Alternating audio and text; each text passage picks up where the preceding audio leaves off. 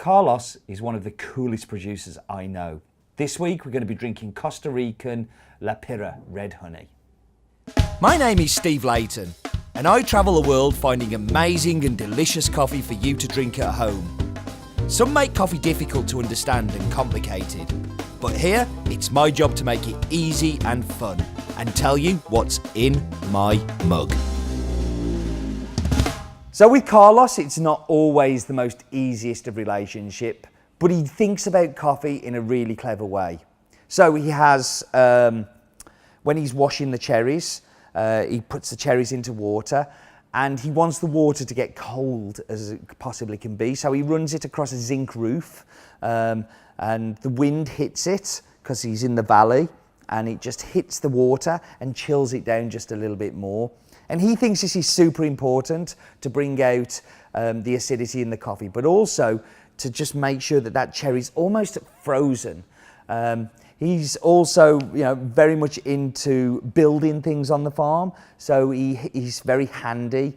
Most of the machinery and things around the farm is hundreds of years old, and he's just adapted it or changed it to make sure that he can still use it, but use it in a more dynamic and interesting way. A very big thinker about how to make the process better and better. The relationship was started back in 2007, where I bought a Cup of Excellence lot of this coffee. After that, we got it through an importer, but that importer relationship broke down. So in 2011, while in Costa Rica, I convinced my exporter that I worked with there to take me to the farm and to meet with Carlos. And it's really taken me 7 years of visiting most years to get to a point where now I feel like our relationship is very solid. And this time was one of the best times we've had together, and he really let me in. Also helped by his daughter returning to help him with the farm and to help with marketing there. And I think she softened Carlos up a little bit. So, no, fantastic relationship and a coffee that I'm really, really proud to be working with.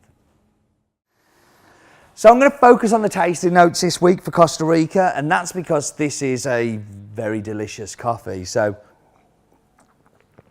I'm also going to be smelling at the same time because it's also a very aromatic coffee. So on the taste and the aroma, you get like a real floral, kind of like jasmine-y, coffee blossom. You won't have smelt coffee blossom probably, but honestly, you're missing out on one of the best aromas in the world. And you definitely get a lot of that, but you also get a lot of sweetness in the taste. So white sugar, a little bit like caramelized sugar as well in there.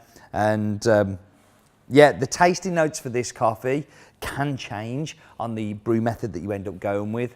But for me, I always find florals, I always find sweetness, and I tend to find a little bit of like caramelly. So there we go.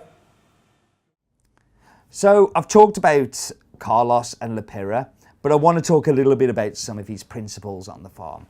So Carlos is a kind of guy that is obsessed with everything. So he's obsessed with processing, he's obsessed with picking on the farm, but he's also very much in touch with nature, kind of almost a little hippie-like, which is kind of quite cool.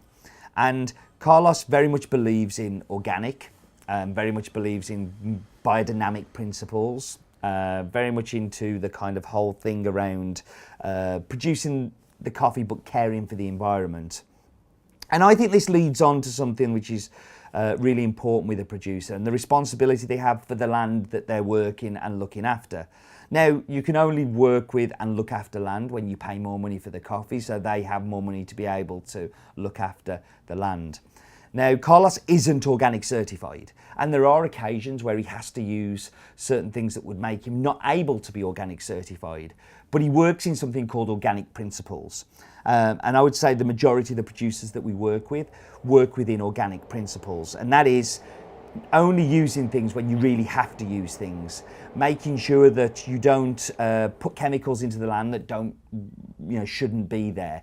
But if you have to, because your crop's in danger or which is ultimately your livelihood is in danger, then you use them with kind of sleight of hand, very sparingly. I'm much more comfortable with organic principles than I am with the whole idea of organic. Because not everybody can be organic. There are some farms in the world that could never be organic. They would never produce enough coffee to be able to do that. But the compromise of having organic principles but using things when you have to is a compromise that I'm willing to accept. This is the part we like, it's tasting coffee. Got Chris on the brews today, so thank you, Chris, for making delicious and tasty coffee for me. Actually, let's see if it's delicious and tasty before we do that. But with La Pira, I have all of the confidence in the world. So for me, this is a very elegant cup. I want you to think black tea, jasmine. I want you to think a little bit of white sugar, because it is sweet, but it's got a beautiful raspberry. And we came up with this as a group, and I really love this descriptor for it, is pink apple. And go find a pink apple and you will see exactly what we mean with this coffee. It's so elegant, it's such a grown-up coffee, and coffee that I'm proud to have been working with now for 11 years. It's pretty awesome. Thank you for coming along, thank you for joining me, and I hope you enjoyed it, and I look forward to seeing you next week. But in the meantime, do remember, life is too short for bad coffee.